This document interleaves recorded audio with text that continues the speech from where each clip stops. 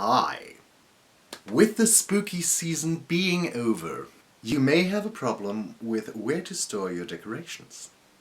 I have the solution for you. No, I have not. Take every skull you have and try to do a forensic recreation. Not good? Okay.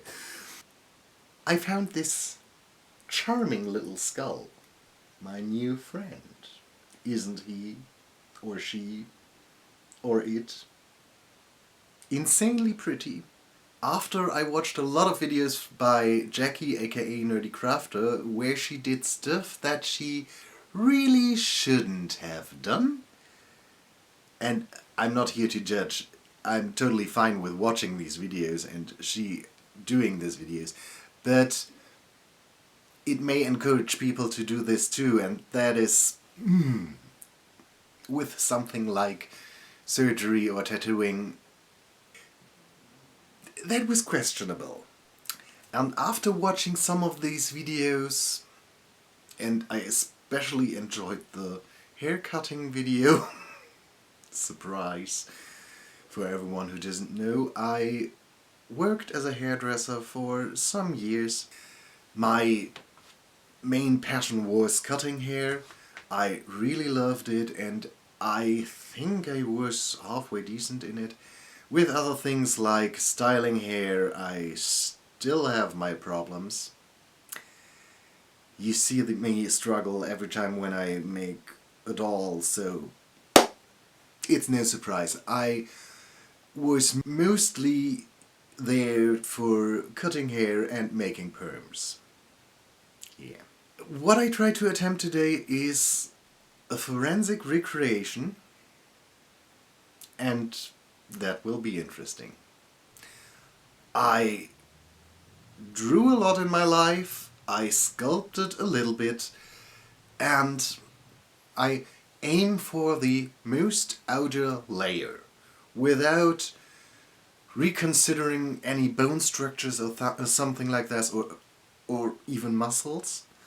I am not very good at muscle structure, etc. So I thought at least for the face it would be interesting to make a sculpture based on a skull, and looking into forensic recreation to get the idea of how thick the tissue is and the muscles are, and that is what we will do today. And I apologize in advance. I will try to decide on a gender for this. It may be the wrong one. Just to say it again, I am not trained in this. This is all just me guessing everything. I'm at the point where I think this is a European male. And I will tell you why now. It's me, not voice over Roland. So, let's talk about why I think that this is a European male. The pictures that are most helpful for me were from boneclones.com, which is a site that sells recasted real skulls. So there are recreations or reproductions. Basically, the male skull is more of a square, while the female skull is more of an oval. I can see either of it in this. Yeah, looking at it today, I think it's more squared. The female skulls I saw had less of this part. It ended more here. So from the jaw line, maybe a male. Nearly every male skull had this brow ridge thing, following this arc.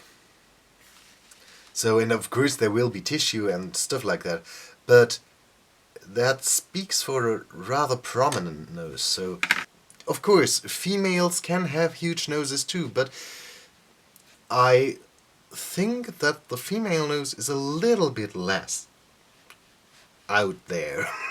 It seems that the eyes of a male are set in deeper than the eyes of a female, and with that amount of cavity in the eye socket, maybe male. So, I think this is a European because after looking at the pictures from boneclones.com, the average Asian nose seems to be flatter, not so prominent. That is why I was more like, okay, either African or European.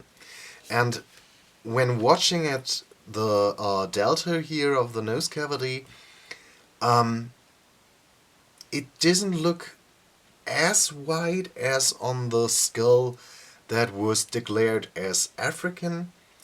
It looks a little bit more, a little bit closer together. So in the future, this will be a male European. Maybe it is, maybe it isn't. If someone watches this who knows what or how to do reconstruction, please tell me. I would be okay with being wrong. I set the markers like that. So, from now on, voice over me. Oh my gosh, I am so not doing something like this ever again. That was editing hell. But let's talk about what I did. Out of polymer clay, I made some snakes, baked them, and then I cut them according to a chart I found in a paper that talked about some techniques you can teach while teaching forensic reconstruction. And I try to link it in the info box or in the you know where.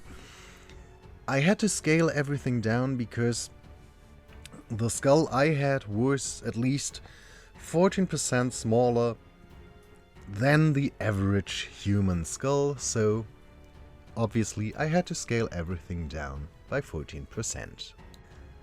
Then I took out 2 casts that I made with an eye mold out of resin, mixed up some blue colors, and painted the irises. And I aimed for realism. I'm not the best when it comes to that, so it's a bit wonky, but I think it worked in the end, to my own surprise. But then it went downhill from there. I took out a plastic bead that I cut in half, colored black, and after that was dried, I glued it in and put some UV resin on top of it, cured it, and had to notice that the red color underneath melted and leaked into the blue. So now he has blue eyes with a red circle around the pupil. Not spooky at all. Drawing in the blood vessels that are on the average eyeball, with some straight up magenta. I couldn't be bothered to mix it down to a normal red because you won't see that much, but if you see a bit of it, it should be at least red-ish. Reddish. And then I covered everything again with some UV resin.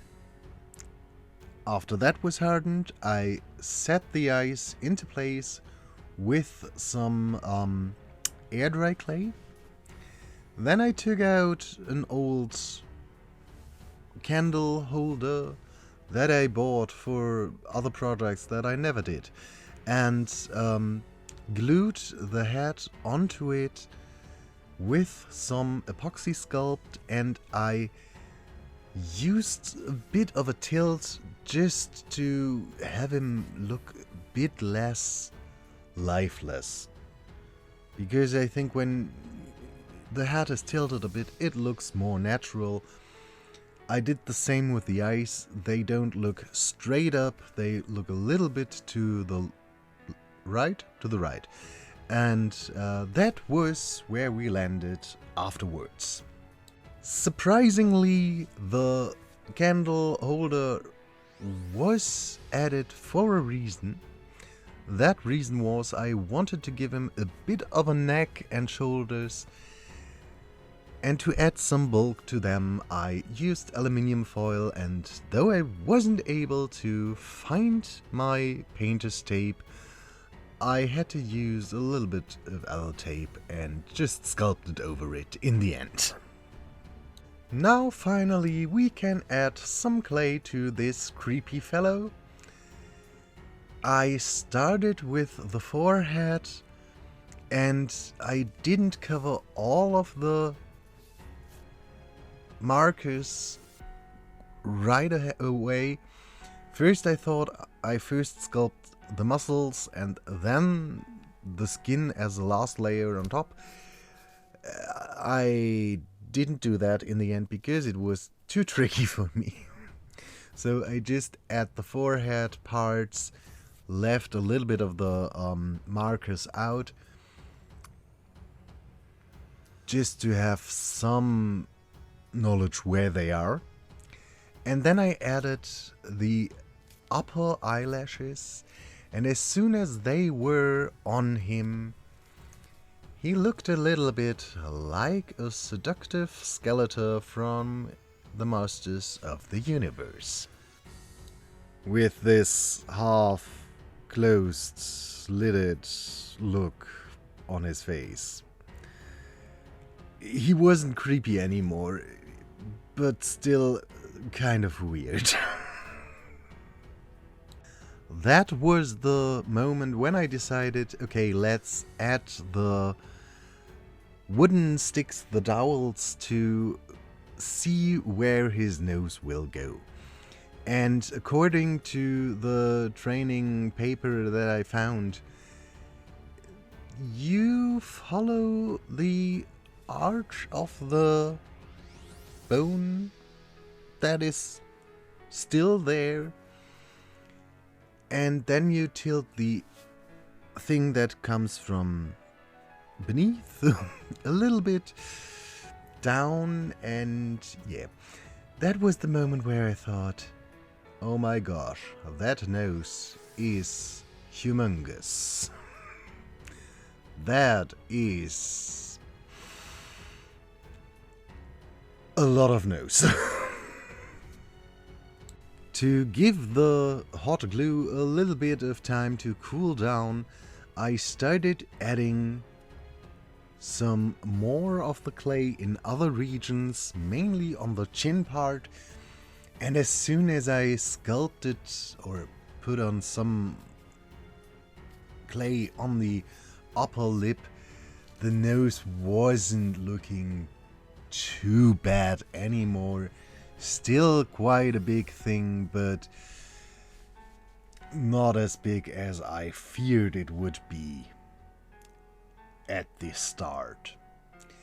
Still not sure if I did something wrong. Maybe the eyes had to be a little bit more, a little bit deeper, or I don't know. It is entirely possible that it was my fault that the nose was so big, or maybe he had a nose like this. Who knows? And yes, I am comfortable with making some jokes about the skull because I don't think that it's a real one. As I mentioned, it is 13% smaller than the average human skull, which makes me think it was maybe sculpted after a regular human skull, but I don't think that it is 100% accurate, or I hope. So this may not be the skull of a real human being, or sculpted after one. Maybe it is kind of an interpretation of a human skull, so I'm okay with joking a little bit about him. I would have had more problems if it would be a real recast, I think. At this point, he started to look a little bit like Lord Voldemort, and though I wasn't too thrilled about it, I thought, okay, just put on the nose. Let's do it, slap the nose on, sculpt it, and then he looked like Vladimir Putin. With the lips and the chin added, that wasn't so insanely bad anymore, and I was okay with him. Basically, I just don't want to have a bust of Vladimir Putin in my living room. Just no. I'm so sorry, but no. And for the last step, I covered all the markers finally, and then covered the rest of the skull with some air dry clay, and then set him aside to dry. After he was dried, I sanded him a little bit, and that was the result where we were at this moment. I thought he looked quite great and rather realistic, what spooked me out a bit. Then I mixed up the skin color by using mainly yellow, a little bit less red, a teeny tiny bit of blue, and a lot of white. While mixing, I ended up with something that looked similar to the sand or ochre color I had laying around, but later it was a far different color, far lighter, and I was fine with it. I put on the first layer and decided it needs a little bit more red, so I added it and put 2 layers of the base coat onto him. At this point, a friend of mine visited me, and she told me that she thinks he looks like Patrick Stewart. So what an arc, from seductive Skeletor to Voldemort to Vladimir Putin to Patrick Stewart.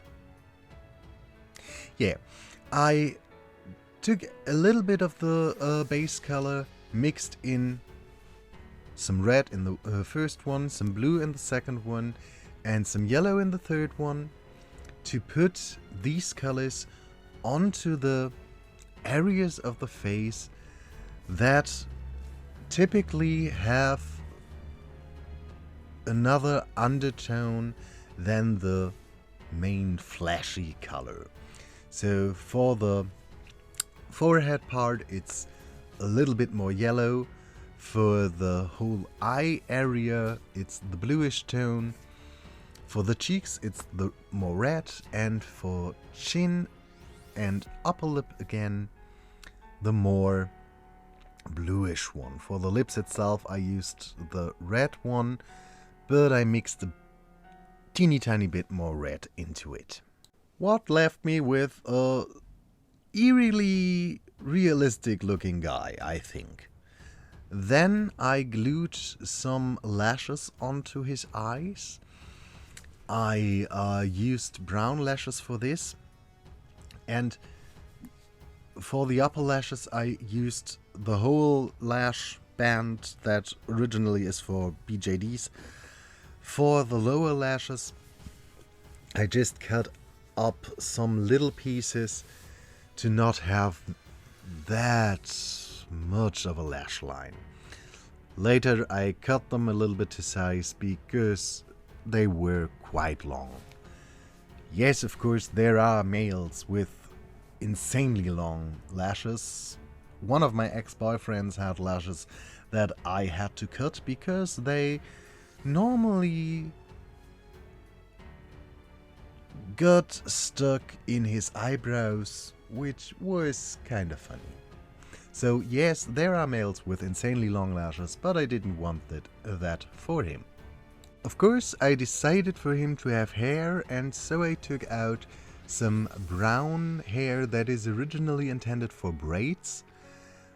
I intended it to use it for another project, but I decided not to do this project anymore. It would have been the peacock dress as Kathy Hay wanted to do it. I wanted to do it in a doll size and sent the finished doll to her.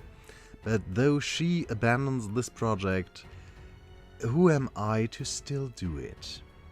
So I use up the stuff I already bought in other projects. For example, his eyebrows. And with this, basically, the recreation part is done. On a real recreation, you may have something like a wig or stuff like that, or pieces that are found with the skull. I decided to do a bunch of stuff off camera. First, I glued on some hair on camera that looked ridiculous, so I removed it again, and then put on some other pieces so that he looks more like something I want to have in my living room. But so far, this was where we were, and what concludes the basic reconstruction part, I think. I really liked the result, I have to say. And now, back to outro me. So, he is done. I changed up some stuff, like the hair. Basically, I tore everything apart because I thought he looked so ugly with the hair. I have to say I'm quite proud of him, because he is by far the most realistic thing I ever sculpted. What a surprise, because I tried to do a forensic recreation. What was I expecting? Yeah. I think it could be very interesting to buy some other sculpts, like the vampire sculpts or demon sculpts that I saw online, and work on that a little bit less exact. And if you know someone, or by accident are someone who does things like that, please let me know how much you think I stayed inside the recommendations, or how far I deviated from them. I think this was quite a nice exercise, and let me know what you think about my new friend in the comment section. Have a nice time, and until next time, bye.